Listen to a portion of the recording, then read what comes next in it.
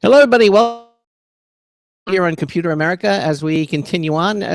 We have new improvements all the time.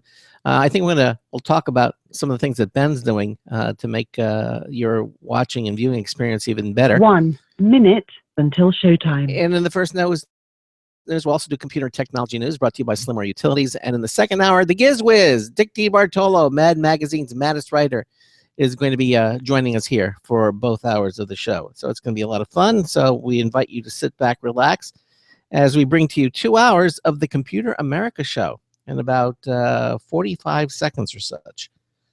Yep. Okay. RBNA Radio is the place. All right. 30 seconds.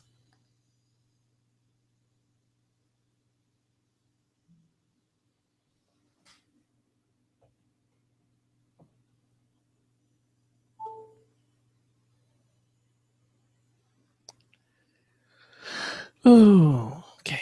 10 seconds. Your show will go live in 5 seconds. 4, 3, 2, 1.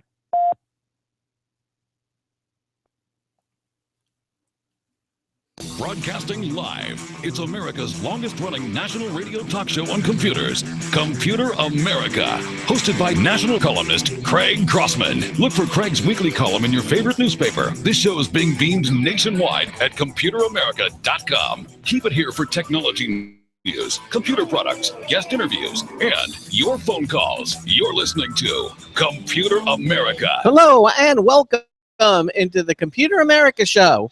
It's the nation's longest-running, nationally syndicated radio talk show about computers and technology. Computer America is heard around the world and coast to coast. And I'm your host, Craig Crossman. And I'm your co-host, Ben. And it is hump day here on Computer America. And, we made it halfway, and hopefully you have too. And, it's interesting. We got a lot of things to talk about here. It's going to be an interesting show. In the second hour, we're going to have the GizWiz joining us. That's Dick DeBartolo. He is Mad Magazine's maddest writer, a fun guy. He picks up things from conventions. He goes to all these big conventions in New York, and we are going to be having him. He'll be joining us in the because it's the last Wednesday of the month. That's when he joins us. And in the first hour, we're going to do computer and technology news brought to you by Slimmer Utilities, as I mentioned.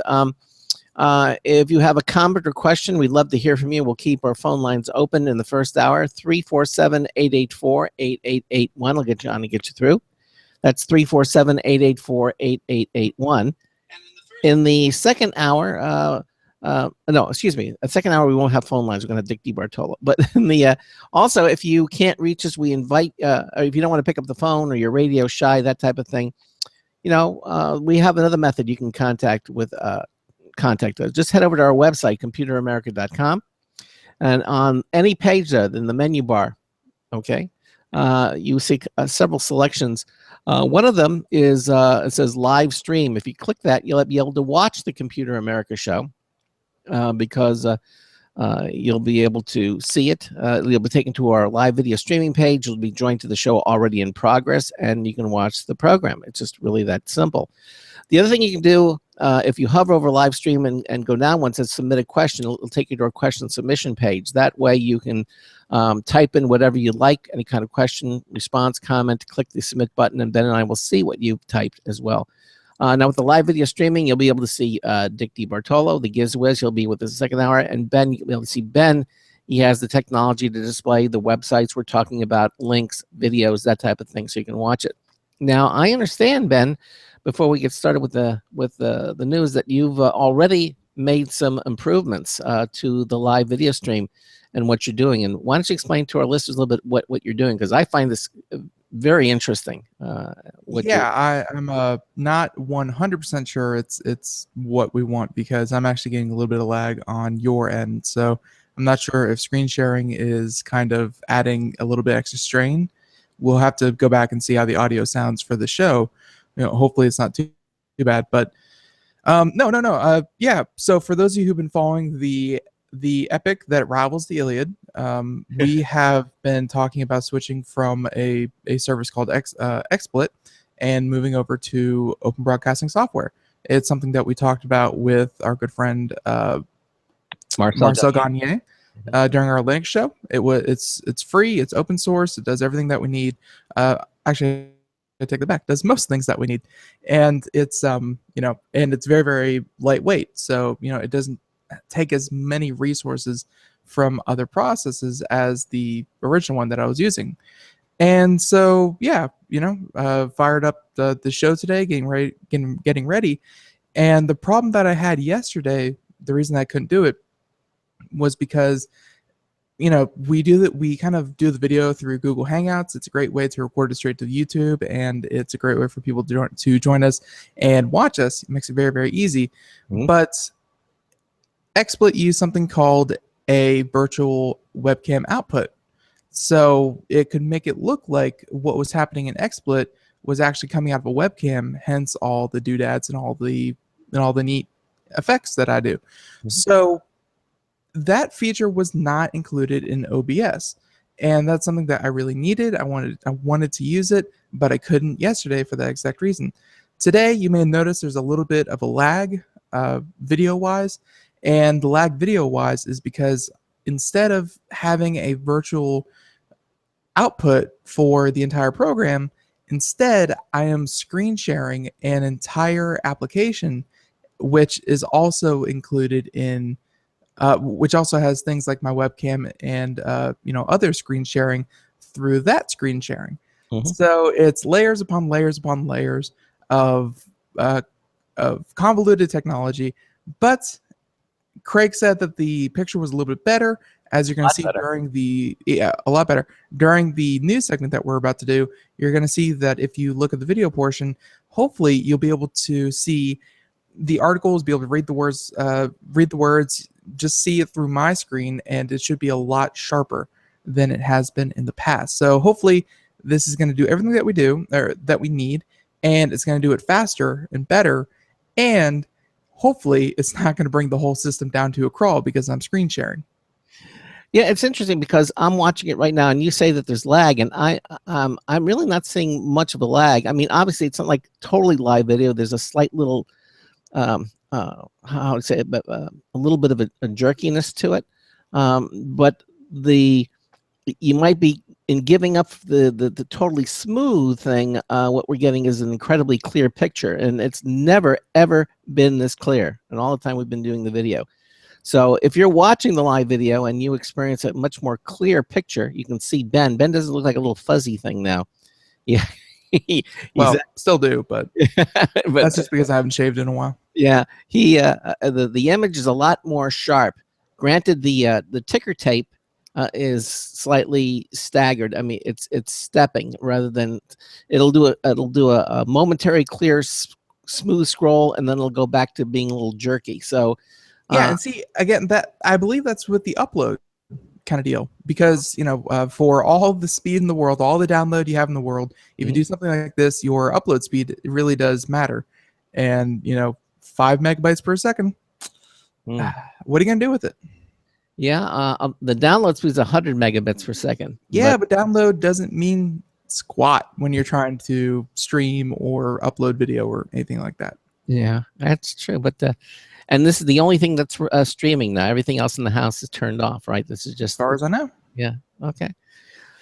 Well, I would gladly watch so it's not the Allied Chemical Towers totally smooth scrolling of the text, from left to right. It is a little bit but that's okay. And I'm willing to sacrifice that completely smooth scrolling for a very sharp, clear picture, because when you go and look at the news or the items and the websites that Ben will display, it's very readable, a lot more readable than before. Before it was very blurry and kind of, and you had to magnify it a lot. Now you can really see all the details of the text. So I'm kind of pleased with this. Right. So if anyone out there wants to weigh in on this and just say, hey, it looks better, hey, it looks worse, go back to the way it was.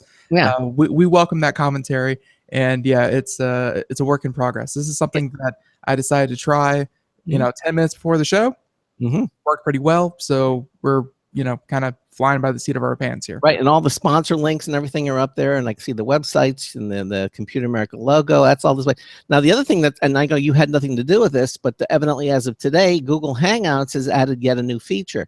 In the upper corner of the screen now, I have an option to hide the participants. So right now you're seeing Ben and you're seeing me in those little boxes in the corner. If I click the hide participants, that goes away. And it says Computer America presenting and the number of participants. You can see that. If I click it again, the little windows come up and you can see that as well. I don't know if that puts an additional strain or not on it, but evidently Google has just added this ability within the day or so. So lots of changes happening on our live video stream. And again, we'd love to hear from you. Weigh in. I know a lot of you are watching the show. Whoops.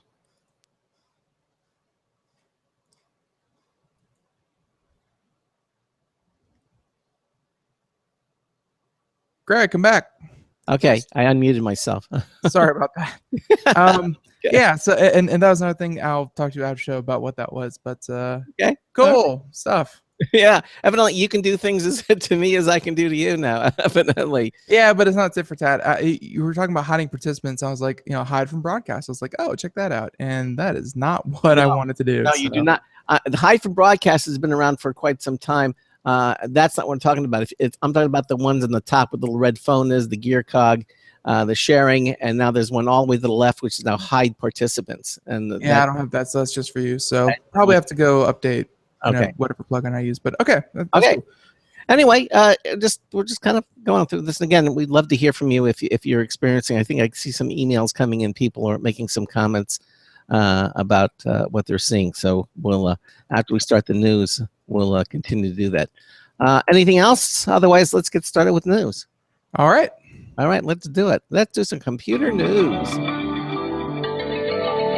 Today's computer and technology news is brought to you by Slimware Utilities, the official optimization software of Computer America.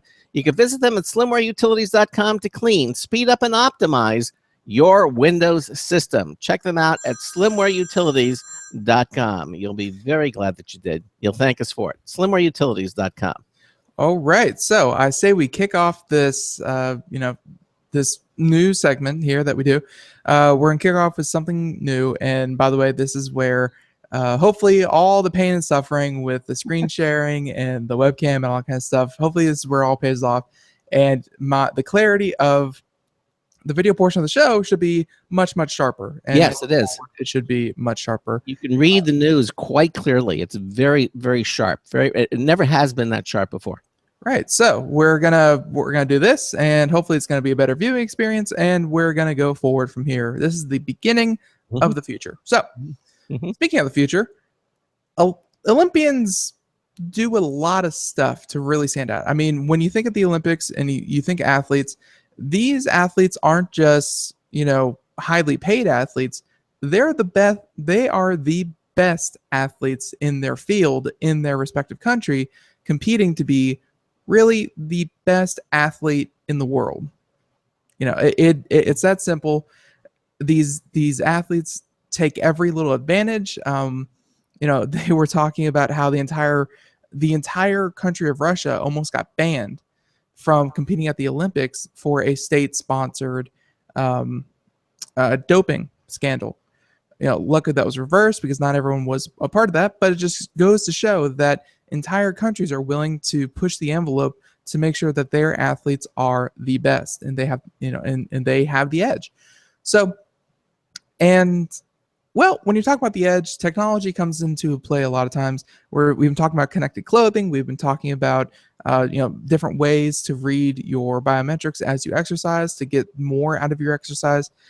And now, according to Halo Sport headphones, they have a way to play something in your ear that will improve your training with brain stimulating headphones.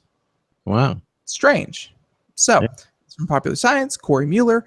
And of course, this year's Olympics, of course, through all the trials and tribulations, high-tech gear is helping athletes go faster and farther, and also helping to protect them.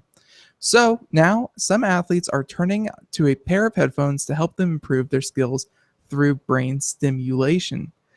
I guess, and I guess it has some, kind of gut reaction that this might work, because think of all the people who use, their favorite songs or playlists while they're working out, something that gets them, kind of amped and whatnot. So according to Engadget, an organization called the Halo Neuroscience reported that it has worked with 3 American track and field athletes in training for the Rio Olympics. So the company's headphones, called Halo Sport, claim to stimulate the brain during training by sending pulses of energy that are meant to prime the athlete's brain. Mm. I wonder which song Pulses of Energy is. I don't know. Piano Man. So Halo Neuroscience, who has previously partnered with the United States ski team to help the Olympic ski jumpers, explained that these headphones help create a quasi-brain plasticity, which what this means is that the pulses of energy increase the excitability of motor neurons, which allows for the creation of stronger neural connections. So, according to Halo's website, these headphones enable, quote, the motor cortex to send stronger, more synchronous signals to muscles and enhance motor learning for the athlete, allowing them to make extra marginal gains with each exercise. I wonder about this.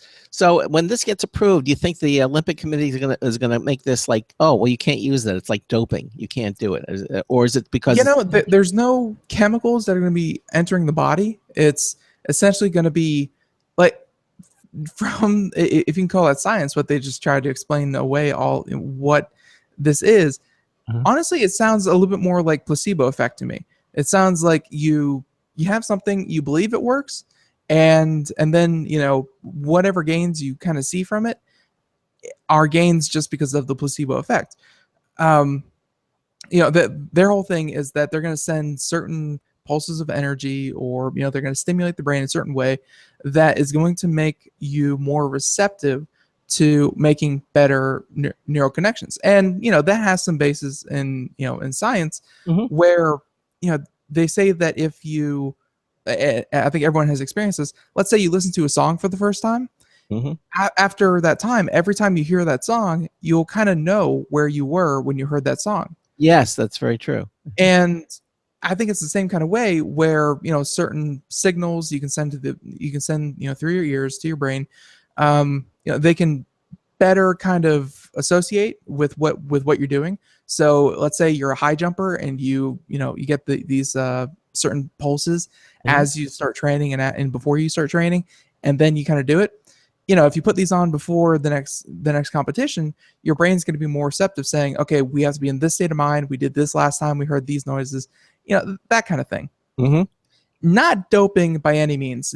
Not like these things are injecting steroids into people's brains. Okay. It's simply trying to, make better connections.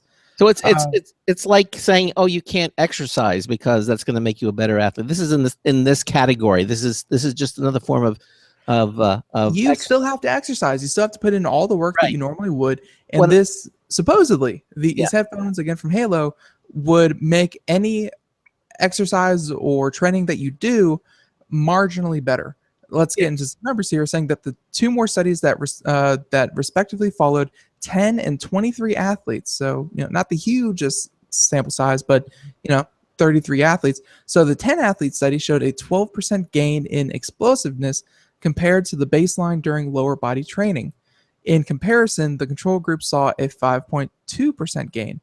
So 5.2%, it sounds like explosiveness. They're talking about when you crouch down, kind of huddle down, and then you jump as far as you can. And they said that they saw like a 7% increase over the control group. So but to know for sure if these headphones make a significant difference, it will take many more, even more studies that follow a larger group of athletes. So it's no surprise that Halo Neuroscience made this announcement a week and a half before the Olympics start, and it's even less surprising that the company has just opened its second wave of Halo Sport pre-sales, so you can get these things yourself. So, with all the skepticism, and what have you, it will be surely insane in the membrane if this actually works. But yeah, whether it actually I personally don't really believe it. And more studies are definitely needed, because if something like this were to work, like if this actually does work, then then it has many, many more applications than just exercise or athletes. This could help people study. This could help people learn new tasks at work. This could be anything that you have to train for or learn or what have you. Something like this would help every one of those people. My point to all of this is that this wouldn't fall into the classification of doping, because it's just an external stimulus. That just like you have to exercise to get better. They can't ban exercise because it helps get better. This is just in that category. It's like acing a spelling test and then someone saying he cheated. His mother listened to classical music while he was in the womb. It's as great as some sounds can be. It's in no way going to be considered doping, because it's not changing or operations or what have you. Okay. Well, this is something that it might be. If it works, cool. If not, then what a great way to grab some headline attention, because, like they said, very, very timely, considering the Olympics are less than 2 weeks away. Yep. Okay, now this next one, I'm kind of curious what you're going to be thinking, because I know you've been saying this is going to be the holy grail. You want this to happen with meat. You really want it to, and evidently, according to Popular Science, Ryan F. Mandelbaum wrote this yesterday. Evidently, a New York restaurant is the first to serve bloody veggie burgers.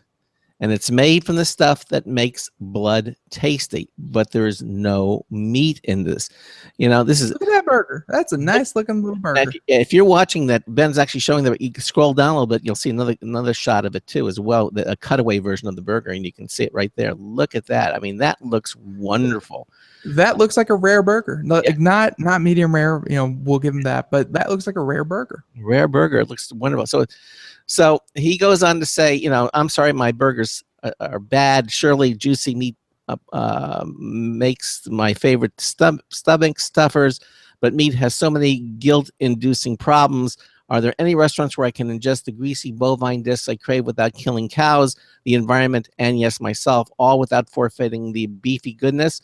Well, evidently, there's one joint is answering his prayers with a bloody veggie burger. Now, the New York restaurant's called, I have to see if I pronounce this right, Momofuku Nishi. Okay, it's Japanese. Will be the first to serve they're calling it the Impossible Burger. That's what they're calling it. Capital I, capital B, the Impossible Burger. This is a veggie-based, bleeding but not bleating burger alternative from Silicon Valley startup Impossible Foods. And I think Impossible Foods was the one that we did that little expose on. Yeah. Saying that they made, a vegetable substitute that tasted and felt just like, ground beef. Right, and this is not the genetically grown ground beef, which costs like $10,000 an ounce or something. This is something else that we had reported on. And there's a publication called Eater, and they reported Impossible Foods says it's all part of an effort to reduce the environmental impact from eating meat. The ingredient list includes water, that can't be bad for you, textured wheat protein, coconut oil, and quote-unquote natural flavors. But the key ingredient to getting that meat look is heme, H-E-M-E, or heme, a molecule found in animals but less prevalent in plants. I like how they quote natural flavors, so they don't have to kill a cow to make the burger, but they take ground up cow and sprinkle ground cow all over the top of it to make it taste like. Well, they're saying heme is the Impossible Burger. That's a joke. They probably don't do that. Okay. Heme is the Impossible Burger secret. It's an iron-containing molecule and part of the more familiar hemoglobin, a protein with the heme molecule attached. Heme gives, that's where the word hemoglobin comes from, H-E-M-E. Heme gives blood its red color and irony flavor. Okay. So no joking when they say this was, a bloody veggie burger. Yeah. It seems like they've seemed to be able to synthesize parts of blood and, put it right into the burger. It's all synthesized. None of this comes from animals. Right. Meatless burgers that taste more like beef than vegetables suspended in glue would be obviously a major boon. Agriculture represents around 10% of the United States' total greenhouse gas emissions, according to the EPA.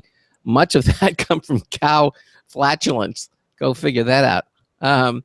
Plus, well, I'm still a bit skeptical of this one. This is again according to the author of the article, Ryan Mandelbaum. He says, while I'm still a bit skeptical of this one, the World Health Organization reports that every 50-gram portion of processed meat eaten daily increases the risk of colorectal cancer by about 18%. Good grief. Also, this may come as a surprise, but beef burgers require killing cattle. And if you've ever read Michael Pollan, you'll know that there's a whole lot of issues with the beef industry. Yes, I know many. Right. Yeah. The article kind of wraps up saying, you know, where you can find it out, and the competitor burger sold out in an hour. You know, saying that other people have tried this out. I mean, let's just talk about, first of all, how it looks. Yeah, it looks amazing. It looks like a pretty good rare burger. I mean, yeah. I've seen veggie burgers, and you know, I've seen like bits of rice in it, and I've seen hockey pucks. It's kind of beige and kind of sad looking compared to a normal burger. This doesn't look anything like that. No, it absolutely doesn't. But I think that is, you know, apparently I have a lot of goals. You know, I thought you were about to go on about you know, cross-platform integration, but yes, one of my other life goals, apart from playing games with my friends, never having to drive again, and you know, I'm sure there's a third one in there, is also never to have to kill a cow to get beef. But don't get me wrong, I mean, I'm very hypocritical in what I do. I enjoy steak, burgers, what have you, all these kinds of things, but I don't feel good about it. No. And if they can perfect something like this, if they can make it look, you know, covered in cheese and, you know, put some ketchup on it, and it tastes, look, feel, you know, whatever measure you measure a burger by, you would solve a lot of world problems. Like this isn't just, oh, you know, I don't have to feel guilty about killing cows. No, you solve a lot of greenhouse problems. You solve a lot of you know, feed problems. Like, you know, so much of our country produces so much wheat and grain and corn just to feed our beef, you know, population. You solve, you know, I hate to say this, but yeah, you kind of solve world hunger as soon as you do something like this, because then you can, you know, get a substitute for meat completely derived by things that are definitely easier to grow than a full-grown, you know, 1,800-pound mammal. You know, now this is being served in New York, which first of all means it's going to be expensive, because quite frankly, the cost of living in New York is extremely costly. It's one of the most expensive cities in the world to live, and also it's from this restaurant, Momofuku Nishi. Yeah, Momofuku Nishi. But I'm wondering if you take it out of the city and you take it out from the trendy restaurant and you just offer this for, you know, for people to take it home and make a hamburger from it. I'm wondering because it doesn't talk what's the cost going to be compared to, let's say, a pound of beef and a pound of this, whatever it's going to be called. Yeah, well, the price of the meat is definitely going to have to be higher at the start, because, you know, these companies, they aren't doing this out of, like, these tech startups in Silicon Valley that are making these faux meats, I guess, if you will. Mm-hmm. They aren't charities, you know, they're companies that have to turn a profit, and they get you know, capital investors and to fund them going forward, or I'm sorry, to start out with, but then going forward, they have to turn a profit somehow. So the investors want the price of the meat to be a certain way. It's going to be more expensive than, you know, something that is completely entrenched as we know it, which would be, you know, the beef industry. So it's probably not going to be price competitive for quite a while, because, you know, the entire industry of cattle production to slaughter to meat on your grocery shelf, that's been done, and, you know, that's already kind of streamlined. This is going to have to go through the same process, but I doubt that investors would, you know, kind of edge themselves out of the market by saying, yeah, we need to make money on this, so put it up for 3 times as much as beef. No, we have a very healthy beef population. No one's going to pay twice as much of this just because it's ethical or healthier. Like, it needs to be, you know, maybe a little bit more expensive. Like, that's what I would personally recommend. A little bit more expensive, because it is. But as soon as people get a taste for it and your demand grows, I can't see any reason why this would be less. Why this wouldn't be less expensive. Or you could get a big chain, let's say like a McDonald's, to start offering the Mac Impossible burger or something like that, and just by the sheer volume of what McDonald's deals in, could also. Yeah, McDonald's has a way of doing that. Sometimes they change, what kind of potato that they make their fries out of, and then they figure out that the world doesn't produce enough potatoes to switch over. Like the amount of supply that McDonald's demands, supply and demand, the amount of kind of food that McDonald's demands, that would be a huge feat.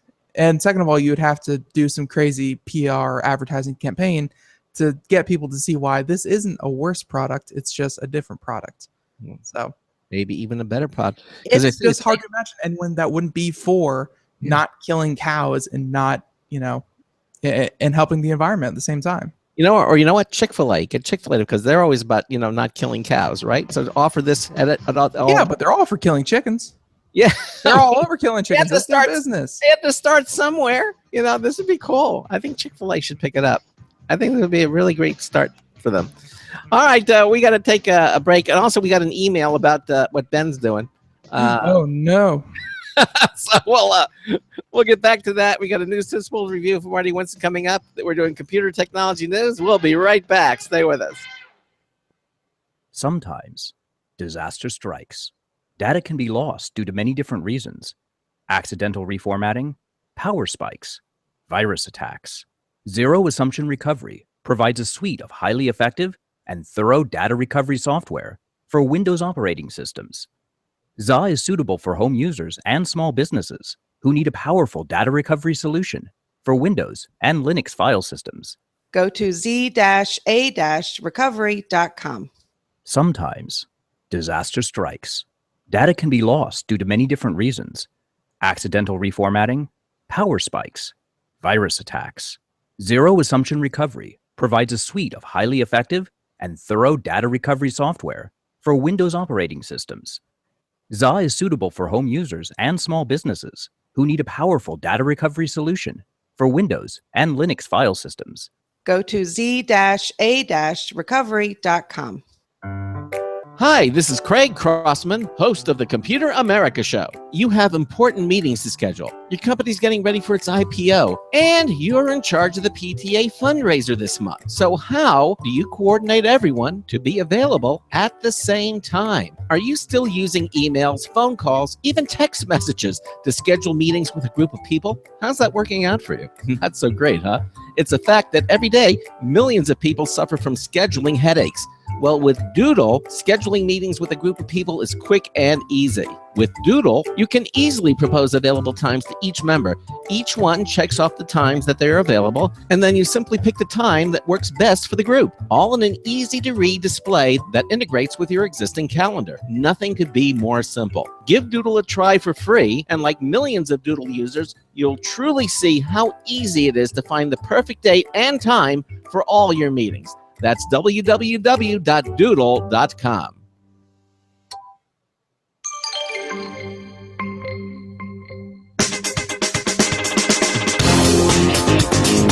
It's so humid, even the dry ice isn't. Marty Winston with a News Tips Bulletin Review for Computer America. This time we got in the LaQA microwave bacon cooker to see if it could live up to its promise of being a cleaner way to nuke bacon.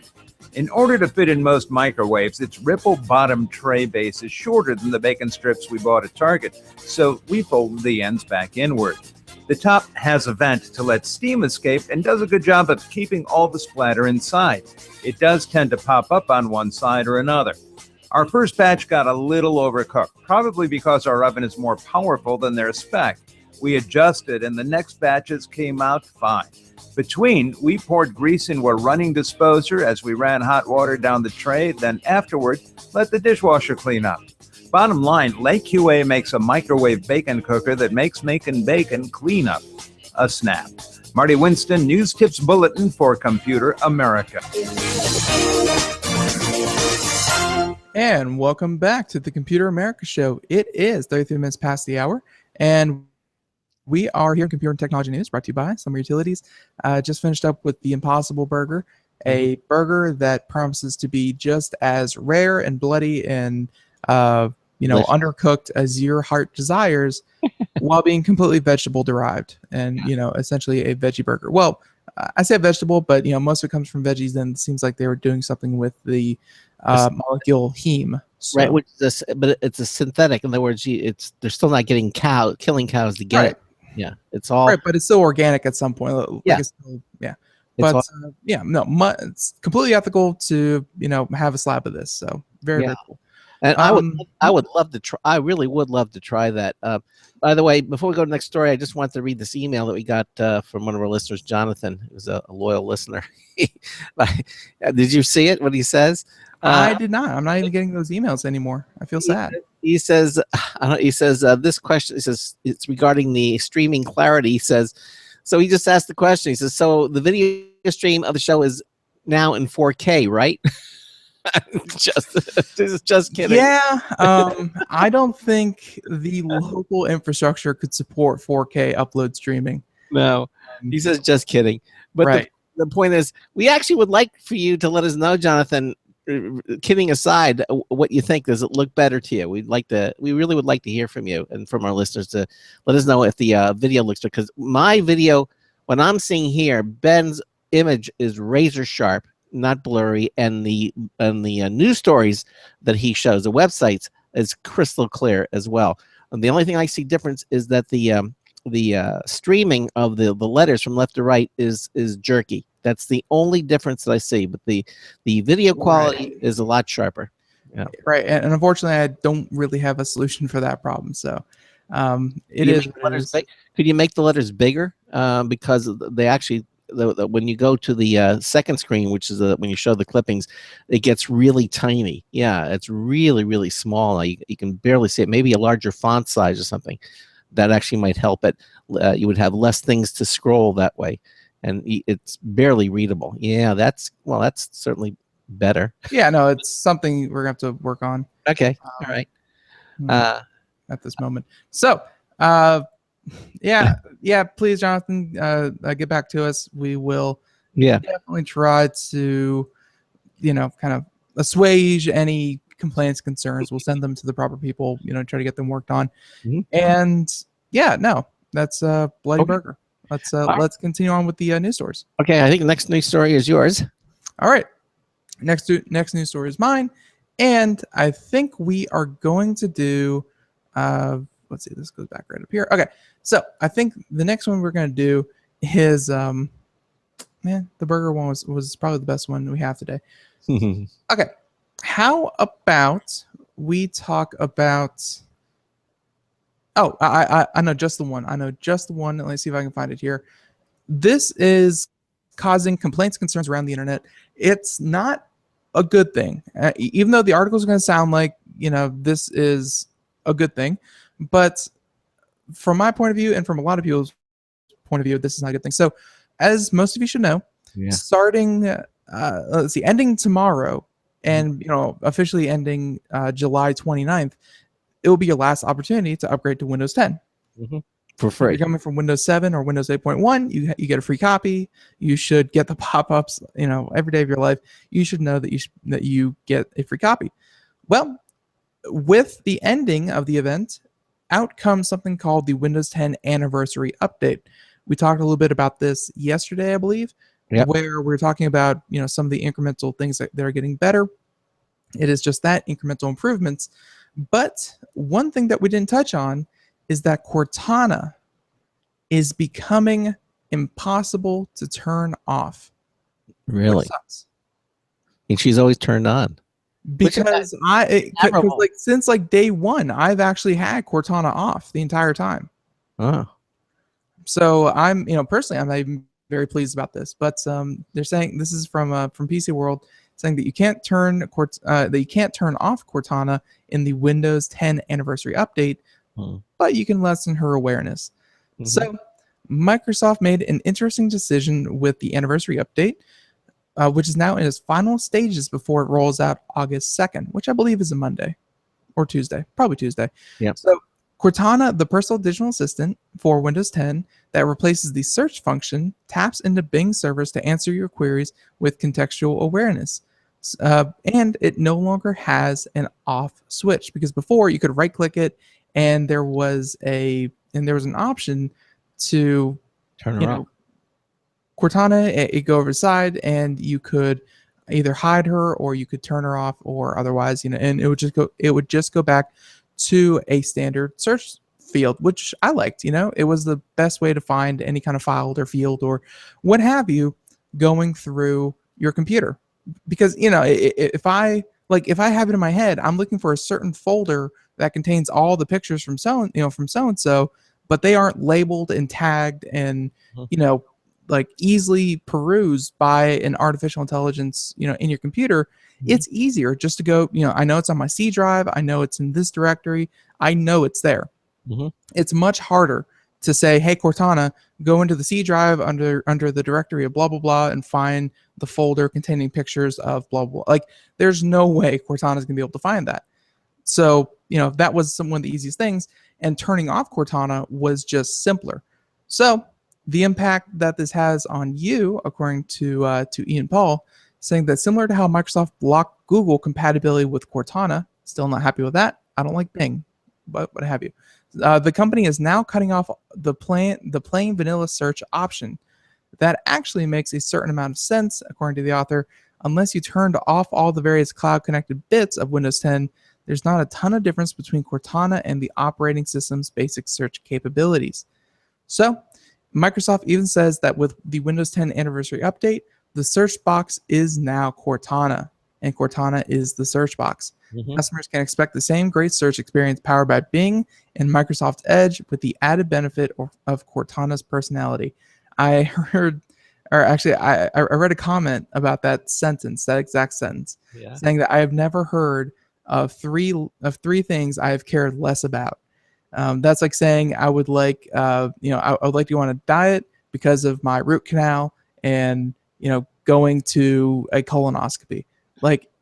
It's, throwing Bing, Microsoft Edge, and Cortana all into one bag. It's something that you cannot turn off by default is pretty crappy, if I'm being honest. So the author says that the biggest functionality difference is that Cortana is far more useful than plain search thanks to the digital assistant's handy voice commands, reminders, the ability to send text messages, and so on. But what if you still don't want to use Cortana at all? Refusing to download the anniversary update is not an option. This is something you signed on when you purchased Windows 10. Right. You agreed to be on their update schedule. They don't want different versions of Windows 10 running around. Remember, they all want everybody on the same version. Right. They want everyone on the same updated version. Yeah, that's right. That's why. So you can delay it, but since Windows 10 updates, as we said, are mandatory, you'll eventually receive the update. They have a quote here from Microsoft saying that Cortana works best when you sign in, but if you choose not to, you can still use her to chat, search the web, and on your Windows devices. If you like, you can easily hide Cortana in the search box in the taskbar altogether. So it seems like you can't turn off Cortana anymore, which is a feature I was actually using, personally, but you can hide all traces of Cortana, as far as being readily apparent. Well, the article goes on. Yeah, it continues on. Right. And of course, you can set limits to Cortana. This is done by Start, Settings, Privacy, Speech, Inking, and Typing. And you can now click on Stop Getting to Know Me and then select Turn Off. These are the kind of features that, again, to plug, one of our lovely, beautiful sponsors, these are the kinds of settings that are, kind of buried deep down and are kind of hard to find. And unless you know what you're looking for, which again, the pathway to this, if you're just, kind of looking around yourself, Start, Settings, Privacy, Speech, Inking, and Typing. They have tools online from makers like Slimware Utilities that will help you with all these privacy oriented, kind of options that are not easily, changed. So they also have an option here to wipe Cortana's memory of you. Click on Change What Cortana Knows About Me in the cloud. That's all one, thing, which is at the very top of the settings panel. which again would be in that, the privacy, speech, what have you. And on the next screen, scroll down to the bottom and click clear. This orders Microsoft to delete any information it has saved about you via Cortana, including personal interests, browsing history, and so on. So if you're going to use Cortana but feel uneasy about the data collection, please use this option periodically. And of course, they also have you use an alternative to the Cortana search bar, and they recommend something called Everything. That is a service. Never used them, so take it with a grain of salt. And they also have how to turn your computer into a Linux computer. So the nuke it from orbit option of just switch to Linux.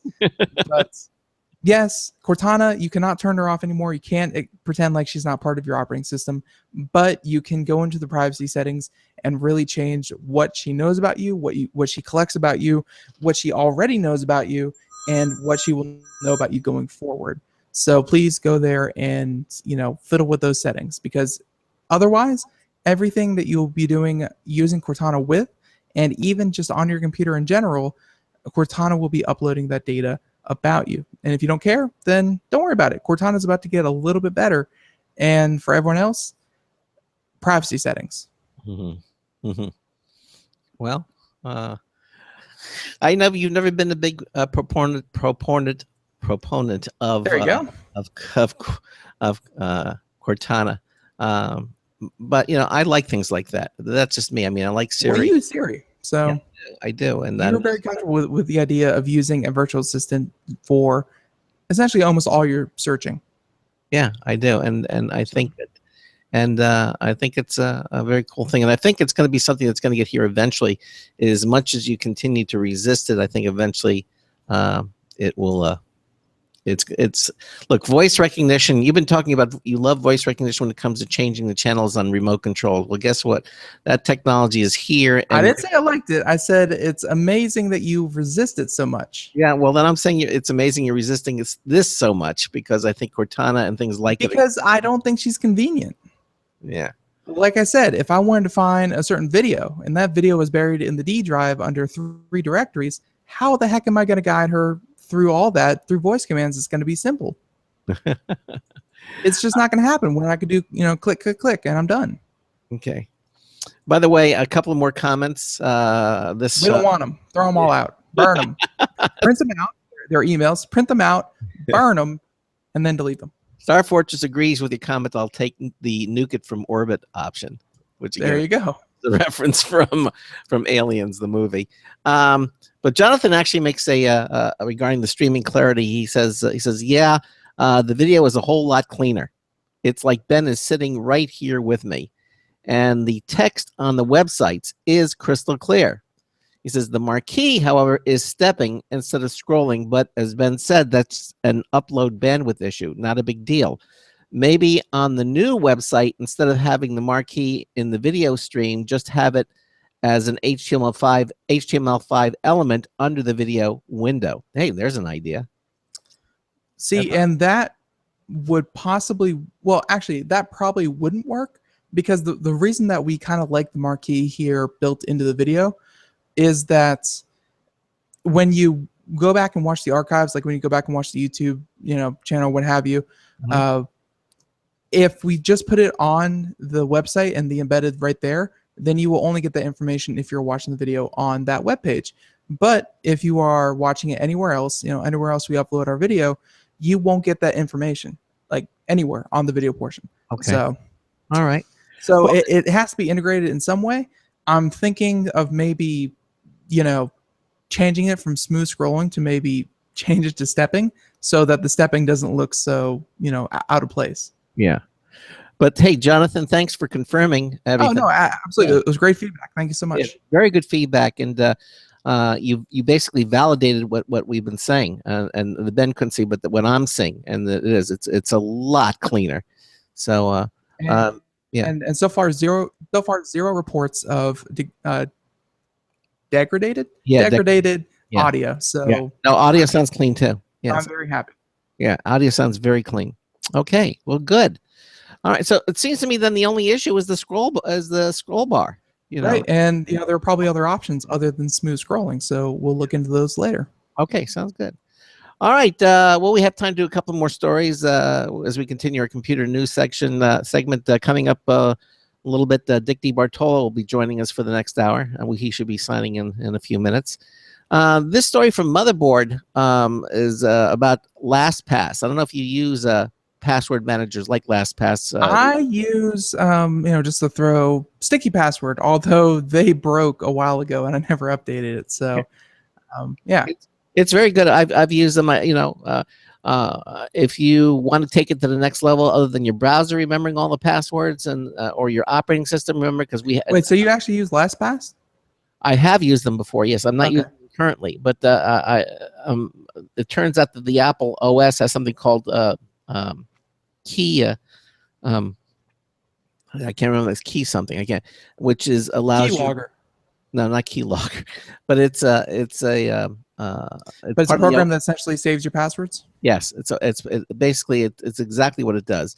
It remembers your passwords, and it's part of the Apple operating system keychain. It's called Keychain Access. That's what it's called. And so I use between Keychain and using the password management in the browsers. I've been fairly happy. However, LastPass evidently.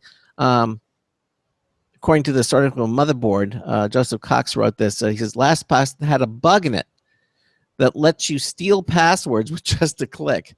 So this isn't good. And just had Charles Tindall on the show yesterday. So Yeah. if you're interested in security or anything like this, go back to yesterday's show and check that out because, yeah, he has a lot of things to say about security and how in the state of security. Well, according to this article, he says password managers should really be a staple of pretty much anyone's security plan, but they're not without their own slight risks either. And one researcher discovered how to steal passwords stored with LastPass with just a specially crafted URL that can be sent, that could then be sent to the victim. The URL has to specify which service, such as Twitter or Facebook, to steal passwords for. But if the victim uses LastPass for those, then those passwords would be sent to the attacker. Wow. Who discovered the bug and told Motherboard in a Twitter message the bug has already been patched, by the way. This is Matthias Karrison, who is with LastPass. They've already patched this bug. And I'm assuming LastPass updates over the internet, so it would just go out there and just, as soon as it has access, just fix the problem. Now, LastPass works as a Google Chrome extension and automatically fills in your passwords on certain sites. The user, meanwhile, only has to remember one password to unlock all of their others, making it much easier to use unique credentials for every site. And as Matthias Carlson explained in a blog post published on last Thursday, LastPass adds some HTML code to every page visited by the user. It parses the URL to find out which domain the user is visiting and then enters the appropriate password. Carlson's own URL, however, would trick LastPass into thinking it was visiting Twitter, making it cough up the password. Okay. And he says this could be done in the background so the victim wouldn't even know it. Okay. It would also be possible to grab multiple passwords at once if the attacker used iframes, essentially extra HTML pages. By the way, Carlson was awarded $1,000 by LastPass for the discovery. That's cool. They always do that. They offer these awards. Yeah. Awards. Oh, yeah. It's a bounty program where if you find a differing, varying level of Security. Yeah. This is like, oh, it just messes with the look of the web page, so we're going to give you $1,000. Oh, this is something very, very core to the program. We'll give you $5,000. Almost all good technology companies out there have some kind of bug bounty program. Yeah. Now, coincidentally, on Tuesday, another security researcher announced via Twitter that he had also found issues with LastPass, but those resulted in remote compromise of the host machine. The details of that attack have not yet been made public. Of course, this password-grabbing bug in LastPass is worrying, but it would be foolish to disregard using password managers because of it. The security benefits of making sure you use a unique password on every site, especially when breaches seem to be occurring weekly, if not more often, outweigh for most people the chance of someone taking advantage of an attack similar to this. So if you're really paranoid about browser-based password managers, you could switch to an offline version instead, such as, say, KeyPass. But returning to the habit of just using the same password everywhere would most certainly blow up in your face. So, again, it's already been fixed. They found it, and they're also obviously on top of it. So as if more and more of these exploits come to fruition, they will certainly squash them as fast as possible. Again, for the most part, I find that using keychain access and the security in the browsers that I use to be pretty much more than I would need to make. So again, it all depends on your lifestyle, what your browsing habits are. But anyway, again, thanks to Motherboard for that article. We're not going to tell you how to live your life, but we definitely advocate backing up, and we advocate have a good password. Don't make it easy for folks. No. So, Okay. so if you use baseball 123, you're probably going to get hacked. But that's its own thing. So I think we have time for just one more story. And we're going to do a farewell story. A sad story. Oh, and by the way, again, if you're watching the video portion, you'll see over on the left. Craig, do you remember Dolly? Yes, I do remember. Yeah. Yes. Yeah. I guess all 4 of the cloned offspring of Dolly, they all just turned the sheep equivalent of 70 years old today. Wow. They're 20 years old. 20. Oh yeah, like 70 years old. Wow, they're getting. So they look cute though. Yeah, no, and again, they're all exact replicas of one another, genetically speaking, and it just shows that genetically cloned creatures do not have a shorter lifespan as compared to naturally born. So fun fact there. Yay, Dolly clones! Happy birthday, Dolly, Dolly, Dolly, and Dolly. You have to say hello, Dolly. Hello, Dolly. So. But, like I said, for the last story, we're going to do this one real quick. It's a goodbye story to the comet lander Philae. It says goodbye as communications are cut. Wow. If you remember this one, this was the lander that landed on a comet, and I believe it landed on like the rubber duck comet because it was shaped like a rubber duck kind of flying out. Yeah. Anywho, so it was a short but wild ride where in February, Mission Control said goodbye to the comet lander, but kept comms open with Mothership Rosetta on the slight chance it might wake up, saying that it's cold and dark on hashtag 67P, but I won't give up just yet. That's what the Philae tweeted, hopefully. And obviously there's someone controlling that. I don't think robots are getting to the point where they are sentimental over Twitter just yet. But today, 5 a.m. Eastern, controllers elected to cut Rosetta's ESS lander radio to preserve its precious remaining power. It's not solar charge? It doesn't get its power from solar? It's not solar charge? Well, it's traveling farther and farther away from the sun. It's on a big old loop. So it's nearly, and here you go, Craig, it's nearly 323 million miles from the sun. And it's losing power at about 4 watts a day. So it needs to keep working for another 2 months.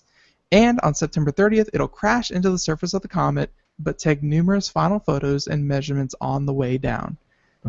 So, yeah, I think we're going to leave it there. But so we're going to get a little bit more information as this thing comes to a tragic collision at the end of its life. But for now, it's all alone, 323 million miles away from the sun, and it's very quiet out there, I hear. In space, no one can hear you tweet. Or scream. I guess. Or scream. Or scream, exactly. We have so many other great stories that we just going to get a chance to get to. Facebook just released its open source software for its Surround 360 camera. 360-degree video is, I guess, trying to become a thing by all company standards. Yeah. And Pandora and Ticketfly are joining forces for personalized events. So if you already use both services, this should really alliance. Right, and then the one that we didn't get to that I really wanted to was the Google City, where think of all the things Google is doing between connected homes, connected cars, connected streetlights, connected infrastructure. Google is making an entire city that is supposed to be like the city of the future, and they're implementing it all. Well, maybe tomorrow when we have time to do some more computer news, Maybe tomorrow. we can come back to some of these stories, assuming that there isn't something explosive that's going to overshadow them. But you never know. Okay. Very, very rarely, like seriously, it was just like Steve Jobs' death. Like it was just like that one event that really took over the entire show. There really aren't that many things that really demand, the entire show to be dedicated to it. Yeah, that certainly was one. All right, well, coming up in the next hour, we're going to have Dick DeBartolo, the GizWiz, Mad Magazine's maddest writer, is going to be joining us as he basically goes to all these different conventions and covers them, and he's got some really cool and fun things to talk about in this next hour.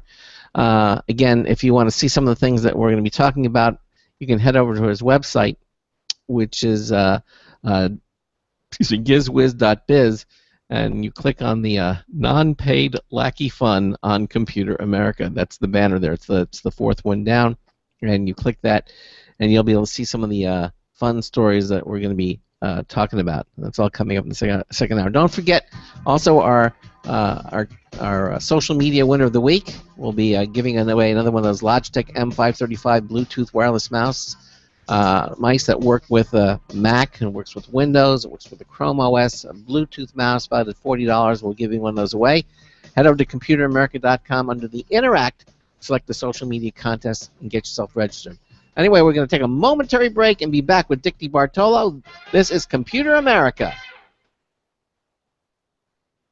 Broadcasting live. It's the only national radio talk show on computers to air every weeknight. Computer America. Hosted by national columnist Craig Crossman. The first hour's behind us, but there's still more of tech news, tech talk, and your phone calls. We're being beamed nationwide at ComputerAmerica.com. You got computer problems? Bring them on. You're listening to Computer America. Computers run the world, and we run computers. Call us or send us an email to live@computeramerica.com. Hello and welcome into Hour 2 of the nation's longest-running, nationally syndicated radio talk show about computers and technology. This is the Computer America Show, and I'm your host, Craig Crossman. And I'm your co-host, Ben. And by the way, a much better banner. I know you're experimenting with it. I just sent it to you. I don't know if you saw it. You mean a ticker, scroller? Ticker, yeah, the ticker is a lot better. It's bigger text. I think it's just a bit different font. That's all you really need. The other font. Yeah, that's what I did. I definitely did a different font. Yeah, this font looks a lot better. I'm curious to see how it will look in the and when you start displaying the websites, that page. But I think if you use that, it's going to make it look a lot more readable. Anyhow, we are in our second hour of the show. The first hour was computer and technology news, and if you missed any portion of that, we certainly you can listen to that or any of our shows on our archives page, again, over at ComputerAmerica.com. In fact, anything you ever want to know about our show is at the internet home of our radio broadcast, ComputerAmerica.com. So we're ready to move into the second hour. Ben, anything else you want to mention before we get started with Dick? Please, if you missed the first hour, we had some good stories. If you're just tuning in for Dick, good job, definitely a good segment to tune in for. But please go back and check out some of our other archives. We just had Charles Sandell on the show, and he was a lot of fun as well. But Computer America going under changes. We're doing a lot of different stuff. Pardon our dust, if you will. And we hope that we continue to provide just the happy show that we have for years and years and years and years. By the way, more comments coming saying the video is very nice today. And he says, although the AT&T 6 megabits per second DSL makes me turn it down to 480, but he's seeing better video as well. Yeah, the like what I have, I'm broadcasting in 1080p. So sorry for everyone out there who has to kind of downscale it. But I figure broadcast in as high a resolution as possible, and then others can downscale it so that you don't suffer from the high end. So okay, and we got more questions coming in, but we're going to hold off on those right now because we've got Dick here. We do have a guest. We do have a guest, so we'll pick that up tomorrow. Right now, he's known as the GizWiz, as well as being Mad Magazine's maddest writer. He is Dick DeBartolo. is mad about gadgets, and he's here to share some of them with us today. He's an official Computer America correspondent who appears here on the show every last Wednesday of the month. Dick, welcome into Computer America. How are you, sir? I'm good. How are you guys? We're just doing really, really well. You know, I'm looking at, gee, I hate that typeface, and wow, Ben's picture is so blurry. Just kidding. We are scrapping the whole thing. We're going back to etch and sketches and forget the video portion. We're going to teletype. Let me just tell you how much I hate Windows 10. It's so funny. I upgraded, you know, who you were talking about it. You have to do it soon. So I did it the last night, and everything went well, and I turned it on today, and it goes, I have this thing up for 15 minutes. Your files are just where you left them. Good. But is there any possibility I could see those files? Now it comes up, and they really want you to use Bing. Right. So I click on Bing, and I type in GizWiz.biz, and it says, "Hey, let's get started." I already started. You see the thing I typed in there? Yeah. That's where I run. They can't just let you do something. They have to do it their way. Anyway. By the way, Dick, this is what happened last week. Your microphone is not on. You're using the camera. Oh, okay. Let me. You need to switch over to your. Yeah. Let's see. We click on the mic icon. Yeah. That's right. The gear. The little gear icon. Yeah. Not the mic, because you just muted yourself. So. Yeah, you just muted yourself by clicking on the mic. You had to unmute yourself. Click on the mic again, and you'll unmute yourself. Click on the little mic that you clicked on, and you'll unmute yourself. And or I can do it for you, I guess. No, I don't think you can't unmute. Oh, you need to unmute. It's the top. That's privacy concerns. At the top of the screen there, you'll see the little microphone. You just need to click that again, and it'll unmute it. You cannot unmute it while you're trying to. You have the drop-down menu. Now so the mic did not come on, right? No, it did not. Mic did not come on. Okay. Only because you had to be on the gear cog now, and select the there. And okay, am we on now? Yeah, now you're on. You sound so much better. Okay. Exactly. Yeah, you cannot do anything with the mic thing when the drop-down menu's in use. Exactly. Right. Anyhow, I'm glad that we've got that resolved, and Ben is going to now. If for those of you again, well, real quick, you know, I just want to say one thing. Like, everyone has always made a hubbub about when they install Windows 10, and it pops up with that screen saying all of your files are exactly where you left them. Like, the phrasing of that sounded like, you know, a 4-year-old who touched everything in the house. And when you come back home, they say, "I didn't touch anything." Yeah. Yes, I know. Well, except you can. It should say your files are right where you left them. Right. We forgot where some of them are, but they're wherever you left them. You go look, because we don't know where they are 100%.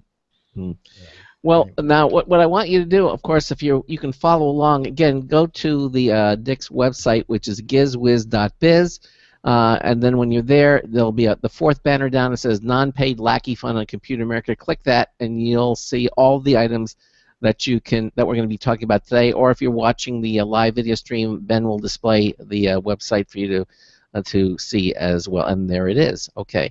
All right, so we're going to get this new program. It's much snappier. Like before, I like when you use something that isn't optimal, you kind of get into little habits. Like, you know, it's like, oh yeah, you can drive my car, but you have to wobble the steering wheel, and you have to flick the gas pedal, and you know, and the brakes don't work. Like, you kind of get used to stuff.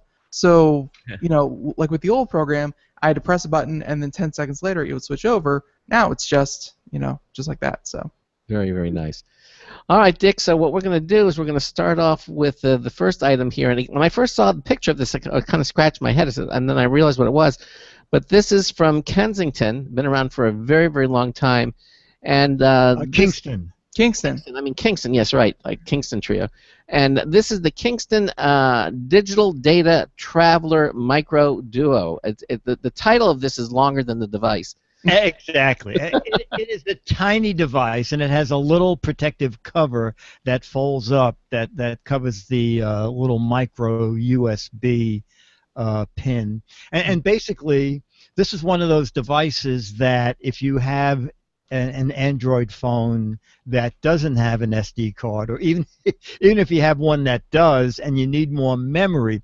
I have the Galaxy S6, and that's one of the phones where Samsung left out the ability to add an SD card. And the camera on the Galaxy S6 is really great, especially for video. So that's what I use at conventions. But we shoot in HD, so we use up a lot of memory. And if I run out of space on the S6, you just plug this little guy in, and it gets recognized immediately. And then you just click on all the videos you just shot, and then you click on Move, and then it says Move To, and you just move it to external memory, and it can either just copy it and move it, or if you need to make up space, just hit Move It so that it deletes the files that are on the phone.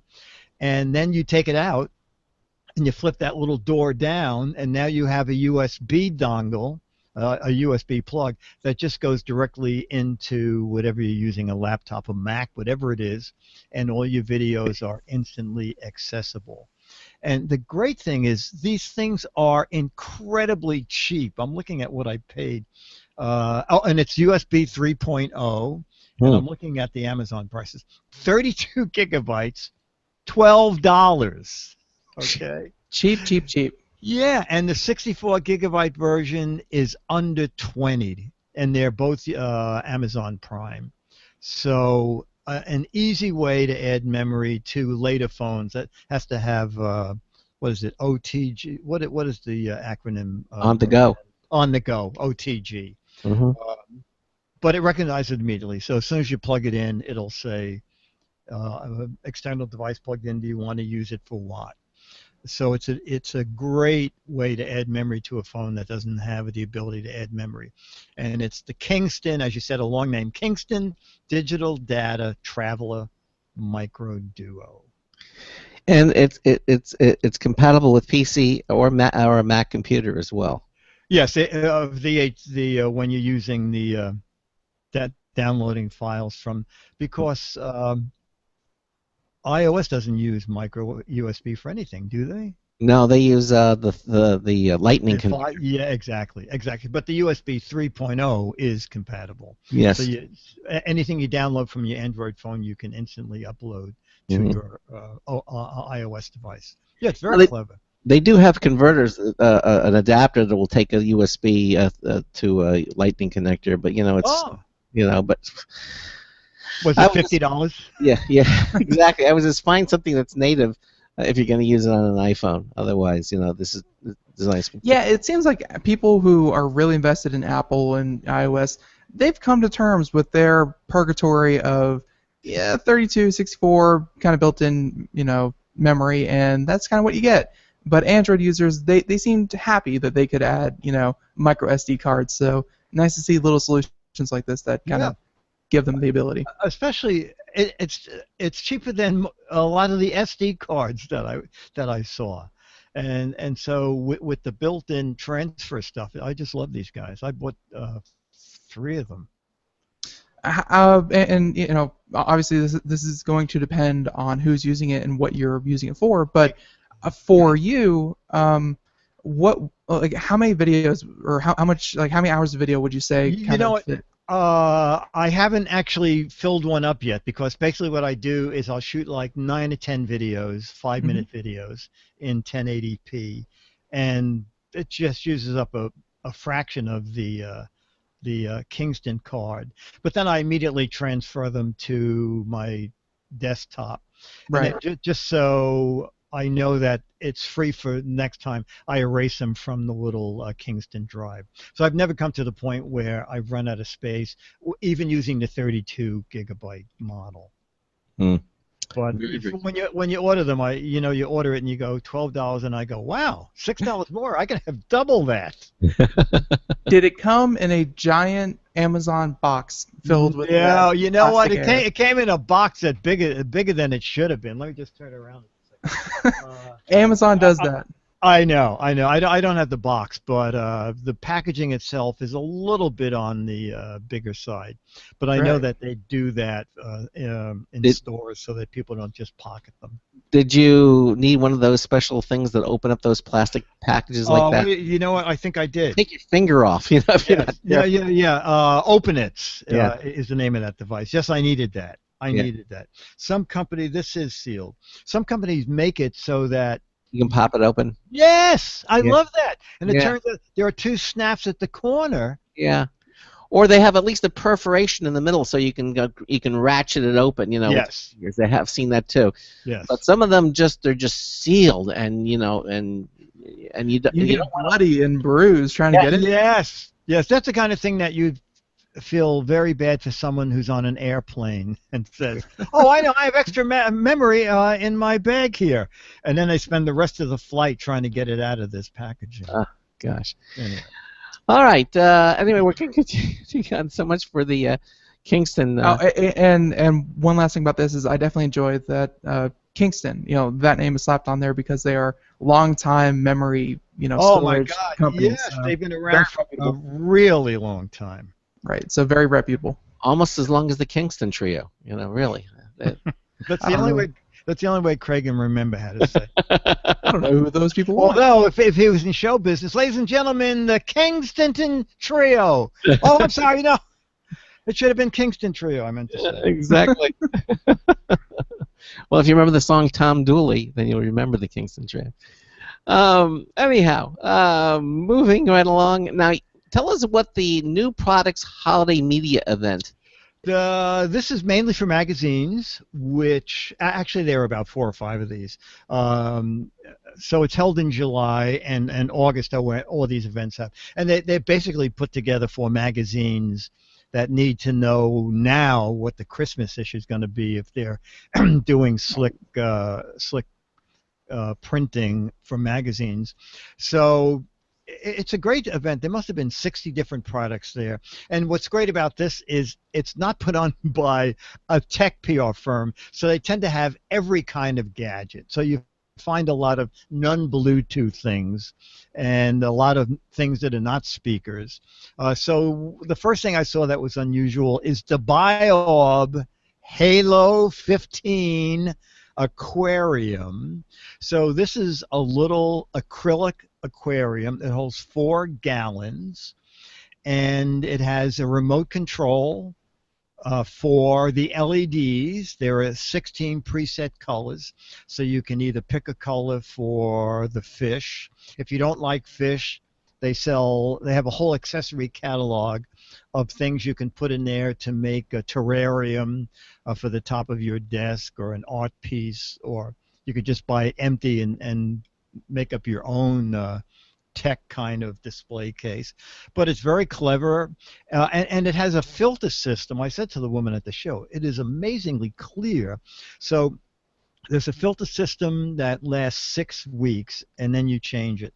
And basically you change the filter and 1/3 of the water every 6 weeks, and that's the only maintenance there is. The fish poop goes down into the filter and it is trapped, and so it's very easy. You don't have to take.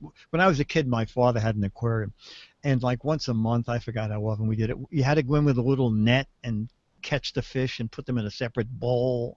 So with the Biob, the filter does most of the work, and when it's time to change the filter, you take out the filter, 1/3 of the water, and for that brief moment the fish can use the other 2/3 of the tank. Then put in a new filter, replace the water, and you're set for another 6 weeks. There's a tiny little hole in the top. The top pops open, and there's a tiny little hole under there with another stopper over it that you can feed the fish through. So it's very cleverly worked out, very maintenance free if you've always wanted to have a fish tank but didn't want to have the upkeep and the worry. Well, it looks really cool. It reminds me of those little ecosphere orbs, which was a completely sealed environment where you'd have them. Oh yes. You know, I haven't seen those recently. They're still around. They're around. Okay. Yeah, the ecosphere. But I used to have a couple of them. You used to keep Ben in one, didn't you? Yeah, I used to keep Ben in one, but he wanted his freedom, so we had to let him out. Oh, But okay. but It's hard growing up being the bubble boy. It's not easy. but it looks a lot like that. But this looks a lot more versatile because obviously it has the different color LEDs that we're seeing switching. Yes. It's got the aeration system, and this is for they're not sealed. This is for a viable goldfish and anything else that you can put in there. And it looks really nice, and it has a little remote control, as you mentioned. It looks easily accessible. I'm watching the video right now. You can easily access it, and you put some beneficial bacteria. And I'll be honest with you. I kind of grew up with a fish tank, and just like you said, every month, every couple weeks. If you don't, they get smelly. This doesn't look like this is going to get that smelly.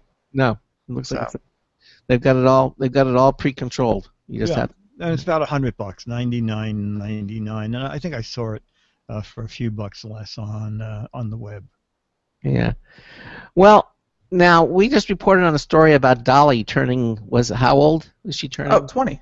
20. The Dolly's offspring. I think Dolly herself died, but her offspring. They're like 20 years old, and the clone sheep. Yes. Yeah. Well, this isn't the clone sheep. This is a very cute little alpaca that. And you call it the gift that keeps on giving. Why does it keep giving? This is a very clever idea. So, and I was saying it's neat that this PR firm deals with every kind of company, not just tech firms. So this llama was here from alpaca rather, was here from World Vision. Mm-hmm. And the object here is if you have somebody who has everything, instead of giving them a gift in their name, you can donate an animal or chickens or something to someone in a third world nation, which is what World Vision does.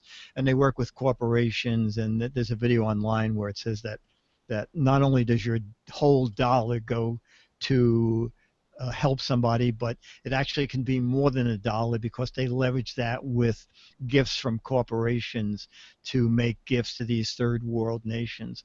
And Dennis and I at one point bought a goat. I think a goat and a chicken was $100. Yeah, the goat by itself is $75, and you want to give. Yes, you can ask. You're right. But the first question they were here a few years ago, and I said to the man, "Okay, I want to buy a goat, but why wouldn't the family just eat the goat the minute they got it?" And he said, "Well, there's a learning curve there where they know that the goat will produce milk every single day. And the goat will produce fertilizer and let the goat grow up, and the goat can have more goats." So they realize that the goat is, and that's how the gift that can keep on giving is that the goat or whatever animal you give. Yeah, but now this is basic, maybe birds and the bees, but don't you need 2 goats? Yes. Well, we're assuming that they know that World Vision would not send a goat to a town where that was the only goat in town. I think that they were a 1 goat town, man. That's right. No, we only give it to 2 goat town. It can be a 1 goat town, but then we need another goat. So it's a clever idea. Yeah. And the prices are very reasonable, and also I think they have things as low as, I forgot, I looked in the catalog, maybe $14, or you can chip in some money toward a goat. What kind of animal do you get for $14? If a goat's chicken? No, I think it was other gifts that you would give somebody for $14, or a paw that you could chip in and add your money to someone else to then buy a bigger animal. So does World Vision have like a cap? Like, is it, donate $5,000 and a family in Sudan is going to get their very own elephant? Like, is there a cap? No, I think that they only give farm animals that they know. The elephant, what's he going to build you a house or something? No. I think they stick to more traditional animals that they know will give wool or eggs. Yeah, milk and or eggs. I thought it's like quarter, and we'll give them a hamster. 5,000, and 10,000. We'll get them a great white shark. Like, I was wondering if it was like a reward system. All right. So there you go. So now, what's this about T for 1? I always thought it was T for 2, but okay. Well, yes. So this company is Gourmia, and they make some very high-tech gadgets. Later on, we'll talk about their coffee system. That's really amazing. So this is a desktop coffee maker. It's actually very good looking. I think the sides are teak. I didn't ask them, but it looked like teak when I was watching the display. And basically, the gentleman there, Sam Ash, was saying that loose tea brewing is a huge market, with people wanting teas from all around the world, and that every tea. I think, Ben, you're a tea drinker, right? I'm getting back into it. Absolutely. Yeah, okay. And that different teas need different brewing, and so this has a keypad on the top for brewing different teas for different lengths of time and different amounts of how long the tea steeps, and that's all done within the machine. And then the tea goes down into a carafe. And originally, I think they were saying the carafe was for 1, but when I looked at the video, I thought, you can certainly make tea for 2 because that's a very big carafe. Mm-hmm. And it's good looking, and they were saying that they made it that way so that the executive who wants to have this in his office, this can sit on a desk or on a bookcase and not look like, a tea maker. It's very well designed. It's coming out. It's not on their website yet. I looked last week, and it's called the CTC 8000. It's going to be under $130, and the company is Gourmia, GOURMIA.com. It has the word kind of gourmet kind of. Yes, exactly. Implied. Exactly. Yeah. Exactly.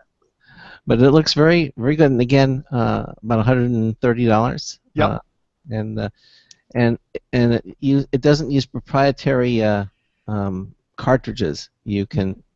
That's right. It doesn't. It uses. Yeah, we'll talk about that in a while because they have another really weird, really amazing device. Okay. All right.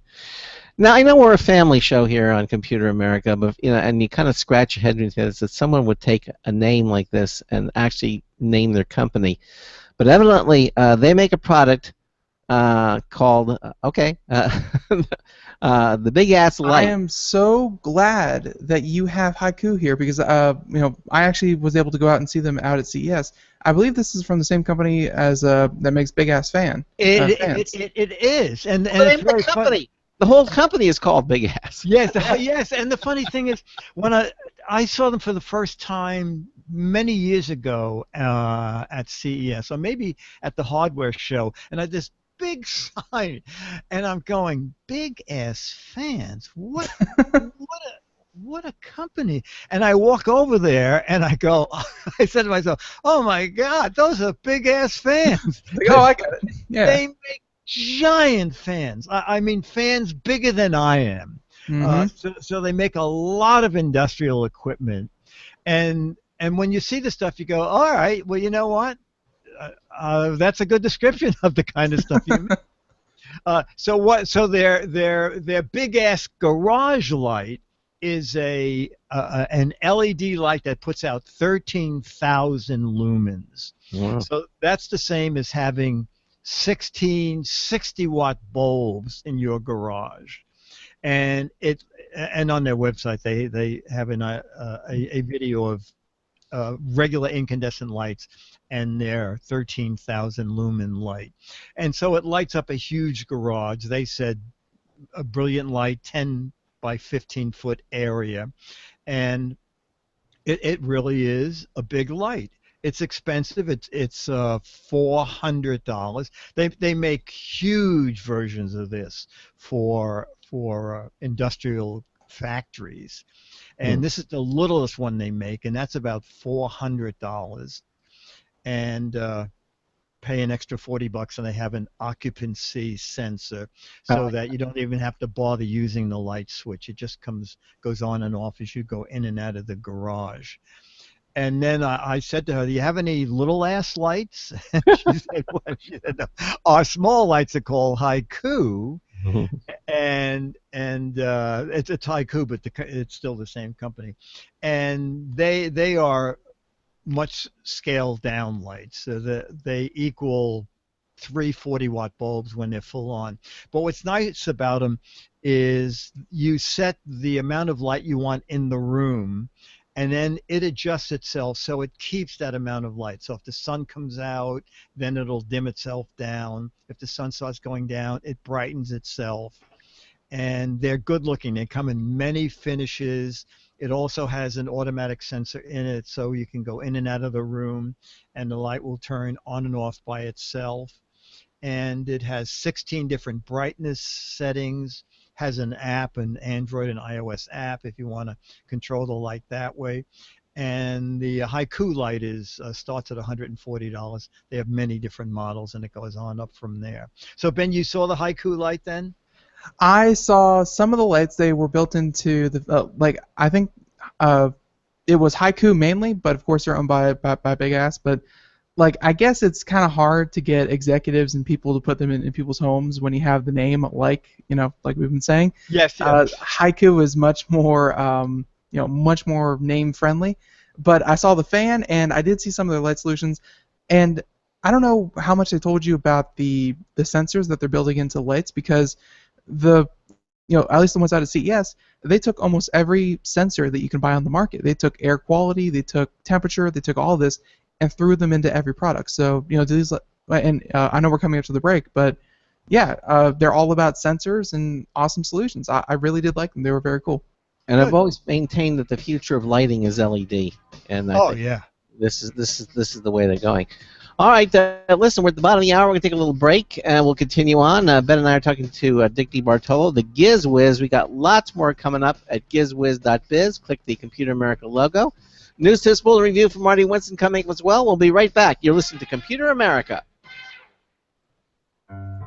Hi, this is Craig Crossman, host of the Computer America Show. You have important meetings to schedule. Your company's getting ready for its IPO, and you're in charge of the PTA fundraiser this month. So how do you coordinate everyone to be available at the same time? Are you still using emails, phone calls, even text messages to schedule meetings with a group of people? How's that working out for you? Not so great, huh? It's a fact that every day, millions of people suffer from scheduling headaches. Well, with Doodle, scheduling meetings with a group of people is quick and easy. With Doodle, you can easily propose available times to each member. Each one checks off the times that they're available, and then you simply pick the time that works best for the group, all in an easy-to-read display that integrates with your existing calendar. Nothing could be more simple. Give Doodle a try for free, and like millions of Doodle users, you'll truly see how easy it is to find the perfect date and time for all your meetings. That's www.doodle.com.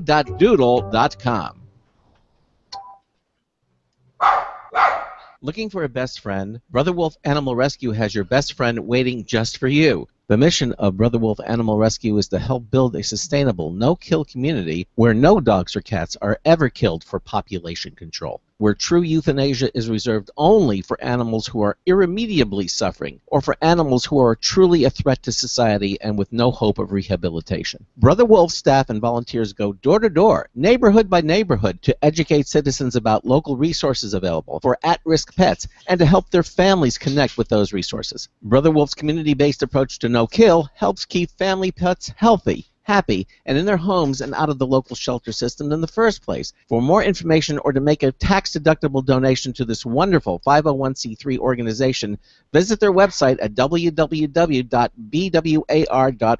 Help to realize Brother Wolf's vision when no animal is euthanized for lack of a home. Who's a good boy?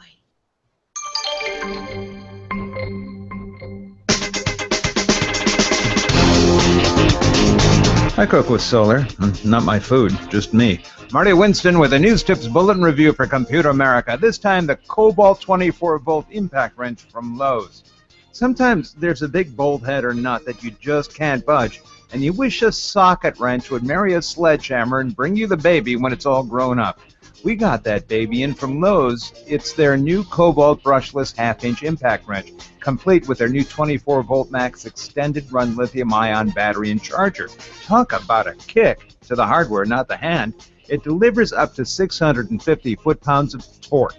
Its variable speed can push it up to 1900 RPM, so it can spin hardware on or off quickly and get loose hardware super tight or super tight hardware loose again. Bottom line, the new Lowe's Cobalt 24-volt max brushless impact wrench kit can twist and pound stubborn hardware into submission. Marty Winston, News Tips Bulletin for Computer America. And welcome back to the Computer America Show. It is 33 minutes past the hour as we are here with Mr. Dick DeBartolo. And yeah, we are going over all these great gadgets and what have yous that he's been finding over the last month.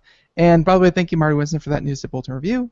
You'll be hearing that one all week long, as well as the one the first hour. But just finished with the Haiku light and the Big Ass Garage light. I did see some of the pictures on on HaikuHome.com where the smaller ones, that you were kind of demonstrating in your video, they had maybe a dozen of those or maybe 10 of those lighting up like a 2-car garage, and if the picture that they marketed as is anything to go by, it looked extremely bright for the size that it actually is. Well, but most things are. But I will say that from what I've seen of big ass fans, big ass lights, Haiku, what have you, they're always of extreme quality, but the price matches. So not surprised. This is what I've been saying now for the longest of time. I mean, eventually, I think the incandescent lamp is going to be, it'll be in museums along with the Edison light bulbs. I mean, it's going to get to that. To me, that prediction is like saying Flash is going to make way for HTML5. It's like, well, duh. It's just going to take a bit of time. It does, but the price will come down. It continues to come down with LED lighting. At first, I used it was going to be CFL bulbs, but I realized that just wasn't going to cut it. But the everyone loves their pigtails. Yeah, CFLs. LEDs. You can choose the Kelvin temperature. You can make them warm. You can make them incredibly bright white. You see them on the front of automobiles now, decorating them. I mean, they're so brilliant. They hurt to look at them even in the daytime. They're so incredibly bright. So they've solved all that. They're now dimmable. They can make them change colors, and they use a fraction of the energy that the incandescent light. Have either one of you seen the I guess it's like a hunting light bar that they install on trucks that go hunting in the woods, like the LED ones? No, I haven't. No. I haven't? All right, well, again, I kind of lived in the middle of the suburbs for a while, so I hadn't seen one forever either. But then this one pickup truck that, just came up from Loxahatchee, I assume, they had one installed, and they had it turned on through the neighborhood. I saw it through, I have blackout shades.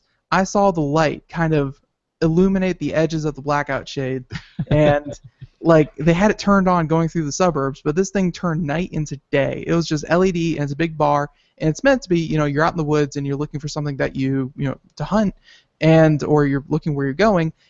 It's just super, super bright. It's a giant bar of LEDs. It's the power is crazy you can get with those things. Yeah, and even the handheld ones now that they have they have rows and rows of LEDs on them. You can hold it. They're battery powered because they pull such low energy. They can actually run them off of batteries without running them dry. So LED, we all agree, is the future of lighting. So I did a thing for ABC Monday. Do you know how much the first consumer 60-watt equivalent LED bulb was? No, I'm afraid. $80. I'm afraid it was $99 from C. Crane. Yes, good old C. Crane, yeah. Yeah, and now the Cree, the newest one is, I think it's called the Force 4, something like that. It looks exactly like a 60-watt bulb, and it's a much warmer glow, and it's, I think, 11 watts with a 60-watt equivalent, and it's $6. Right, and they last $100 to last forever. Yes. They last forever. So you put in one bulb and you never really have to change it again. That was very funny because when I ordered them online, I'm saying, let's see, $6. Oh, online it was a little more because they're Amazon Prime. You know what? They're $8 Amazon Prime, but if I get a dozen, they're only $4.50. And I'm going, wait a minute, I won't be alive to use. Because the life on some of them was 22 years at 3 hours a day, and I'm thinking, can you imagine? I can get by with 3 bulbs. Can you imagine also places that have bulbs that are in inaccessible locations? Yeah. It's change it once, never have to worry about it again. Yeah, exactly. Yeah, and the interim bulb was the Switch 60, which was only 4 years ago. It was the first dimmable LED bulb Yeah. that had a warm look, more like incandescent. It weighed more than half a pound, and it was $60. My gosh.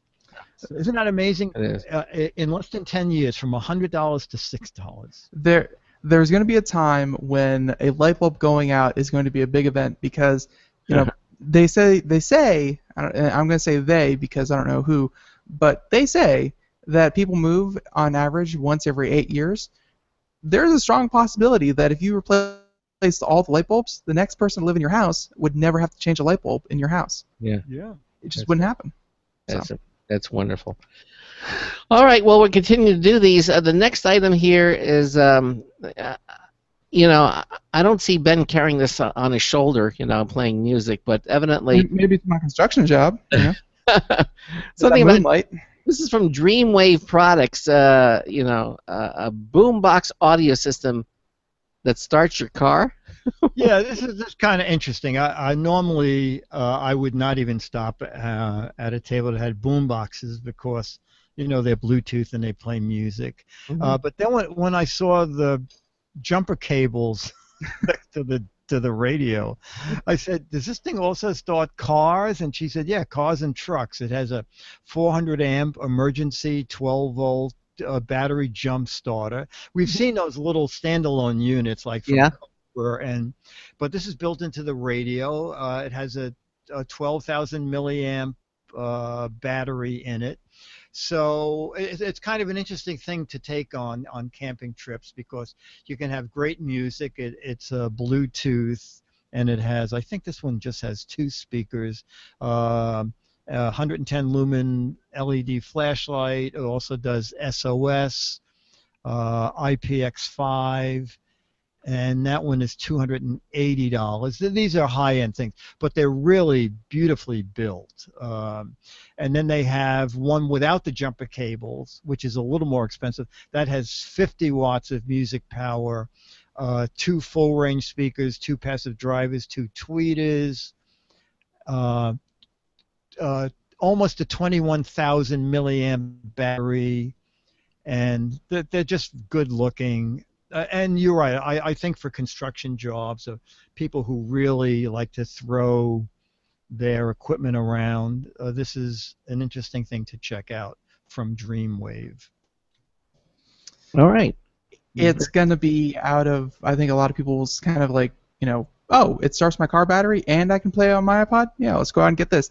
You know, $300 is quite a lot, but that ruggedness, I guess, if you take, you know, if you travel and you drop it a lot or you do something like that, cannot be overstated because, you know, so much technology nowadays is kind of throwaway or cheap or plastic. It's nice to see someone out there is, you know, really putting this thing through its paces.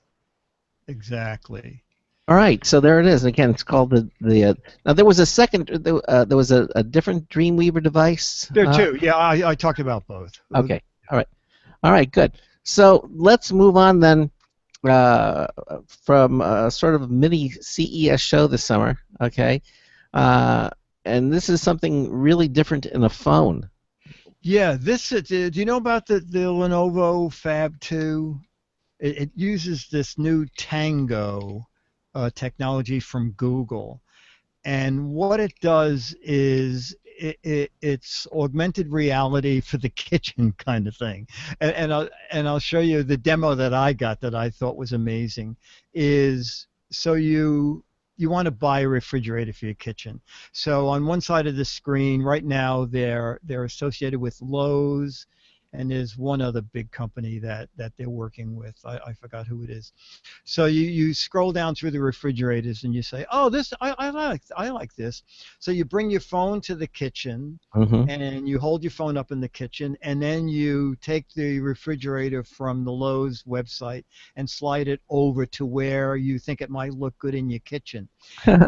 It uses Tango to figure out exactly how big that refrigerator will be in relationship to the room and all the other appliances. So you can get an actual view and of how something will fit. My other favorite thing is indoor Google location. and this will be great for us in Vegas.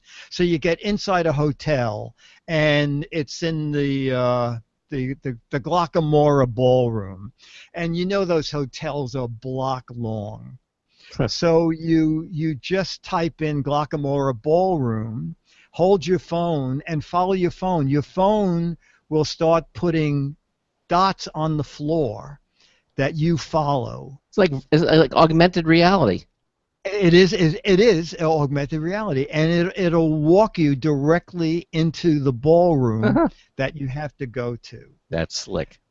It is really neat. It's coming out at the end of, I think, the end of August. Do they have an occasional Pokemon Go that you can grab while you're doing that? No, they didn't have a Pokemon Go, but you can play games. Kids will love this.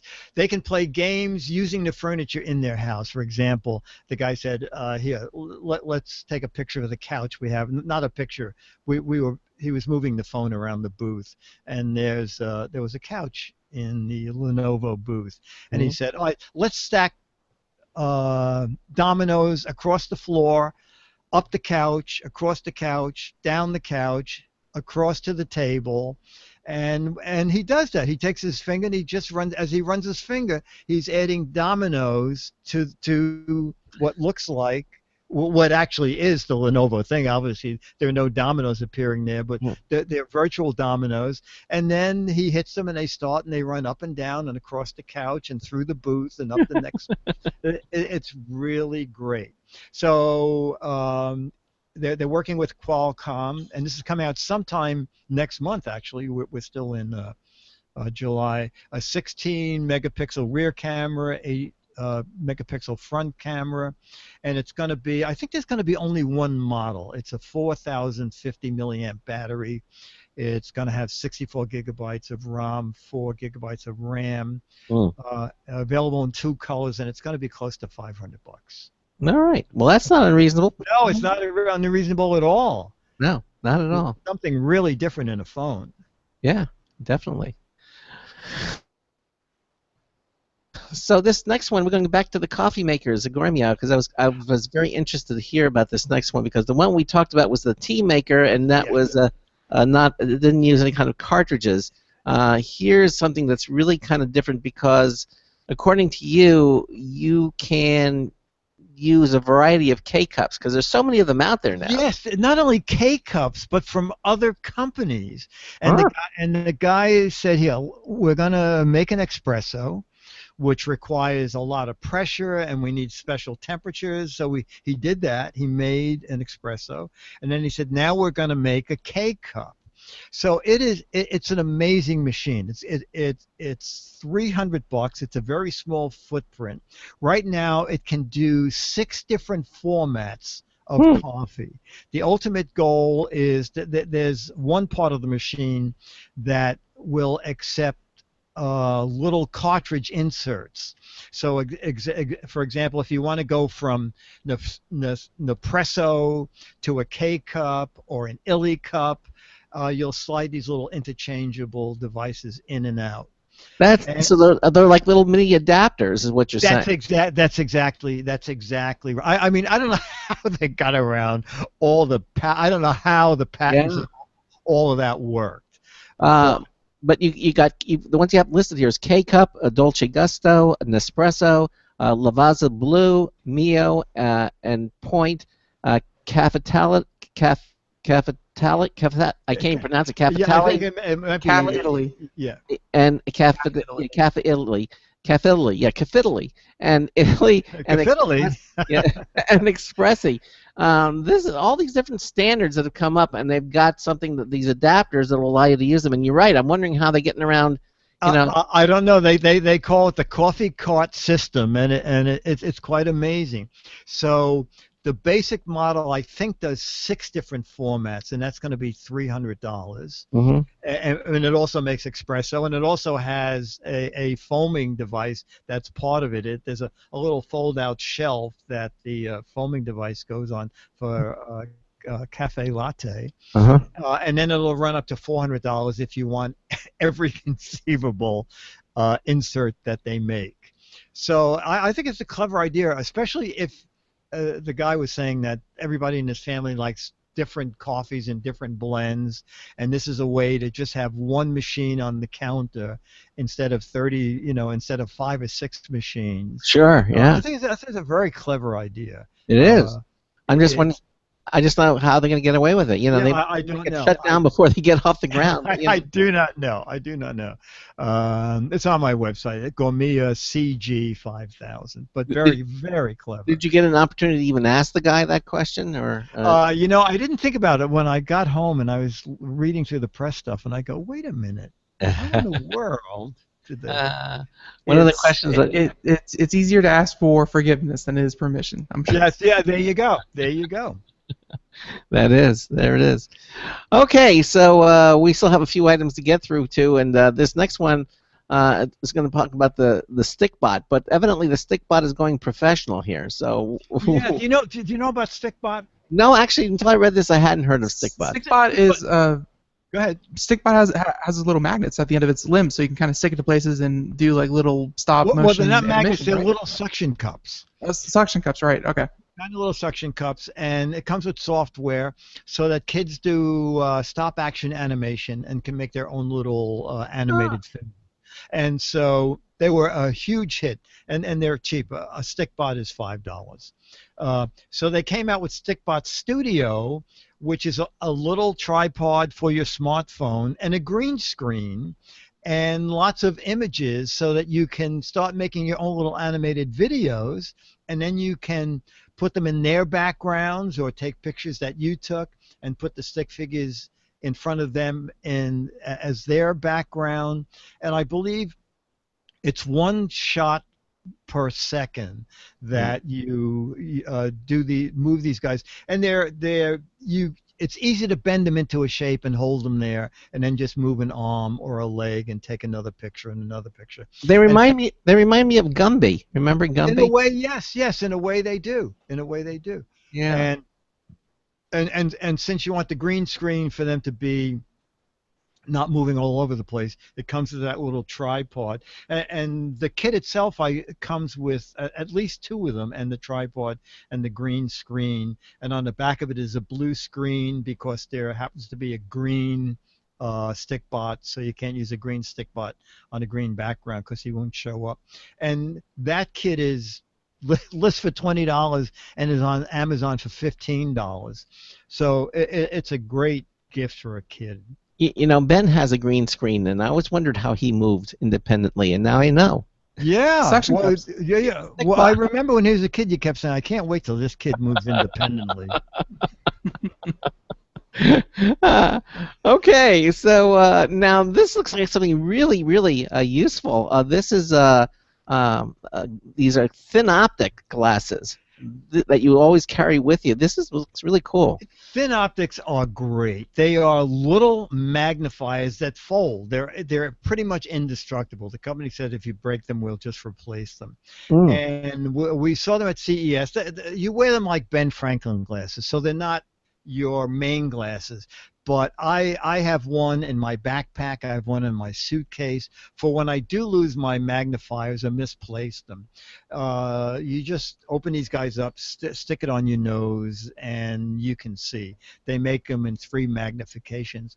But they're so flexible that they're coming out with, and I think they're actually on Amazon already, is the Thin Optics keychain model. And basically, you stick the glass at the top, you pull down on a lever, and it folds one lens over the other so that you are actually carrying a pair of magnifiers in a very small look at that. You're holding up to the camera now. So how does it pop up? You know what? It's so funny because I was using these and I popped them out. And they're somewhere on my desk. Okay, so you have to make sure that you put them back in. Yes, you have to. Yes, and you can't have a terrible, messy desk like I have. Okay. And they're $20. Wow. And I know. The great thing is, after CES, they sold so many of them. You can get them 3 ways. You can get them as a phone case with, and the back of the phone case has a little carry case for a pair of thin optics. And the guy said, we sold so many of them, with every order, you get a second pair free.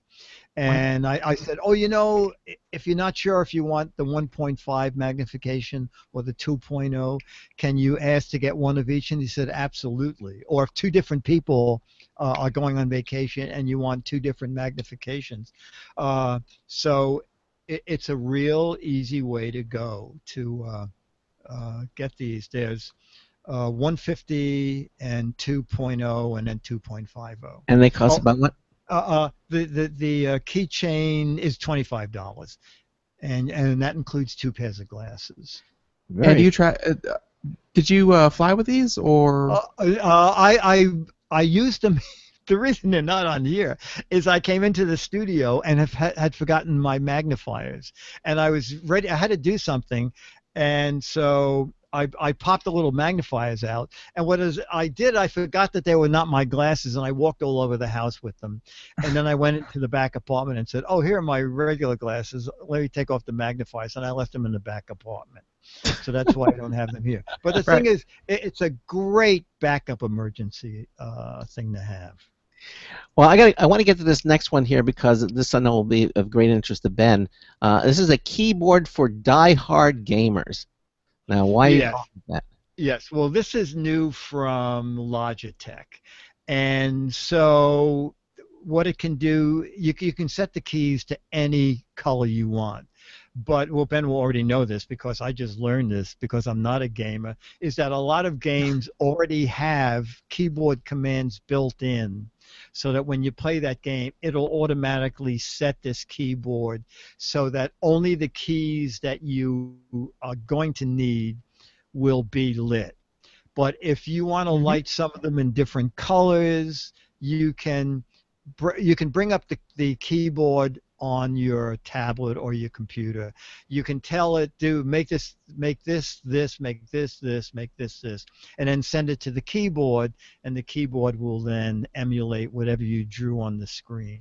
It comes with its own Logitech gaming software, evidently, that allows you to do that. Yes, it does. So it's already preloaded with 300 games, but then you can customize it any way you want out of the box. Oh, and it's mechanical keys. And as we all know, mechanical keyboards are very expensive. But this one retails for $160, but is on Amazon Newberg for $130. And I think the Cherry keyboards is up around $200, if I'm not mistaken. So it's a different keyboard. Would this be a keyboard you want to try out, Ben? Because I can get Logitech to send you one to try. I thought they were already going to send us one.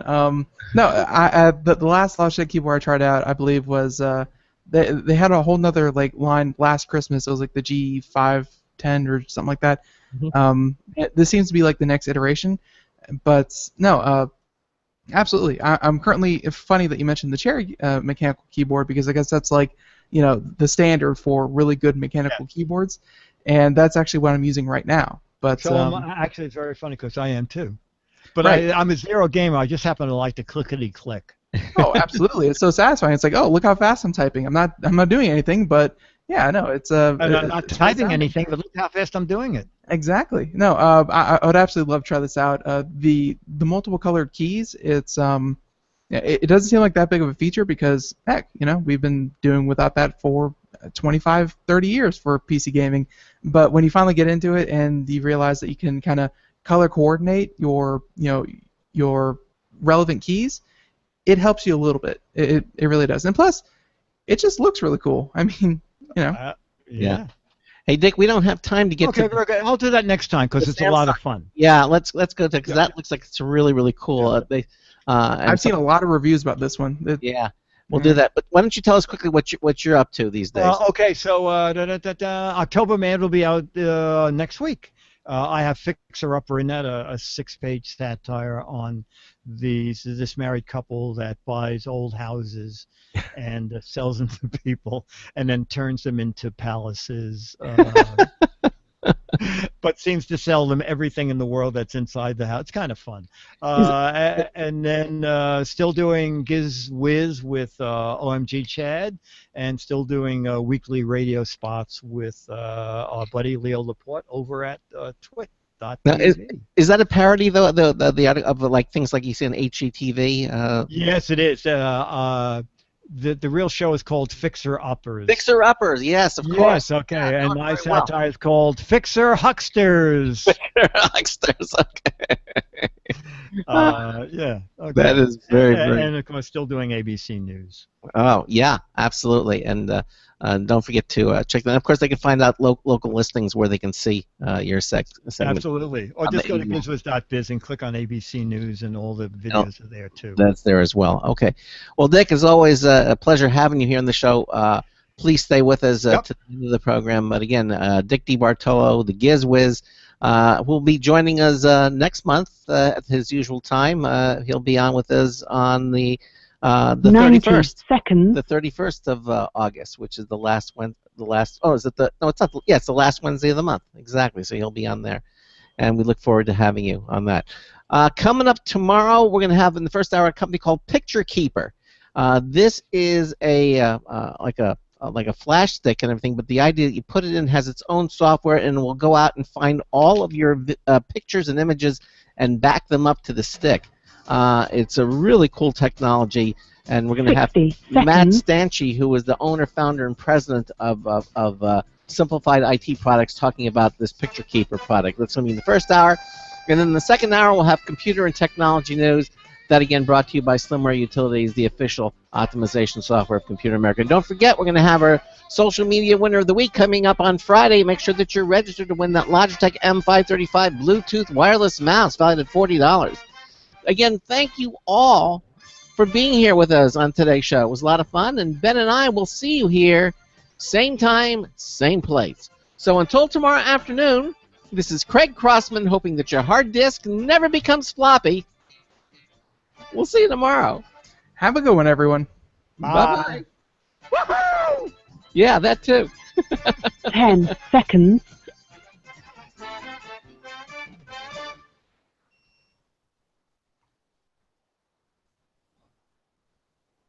Thank you for using Blog Talk Radio. Goodbye. Okay, everybody, again, thanks for watching and checking out our better video feed that Ben seems to have getting into the act. Like he's working on the scrolling banner, but it looks even now looks a lot better.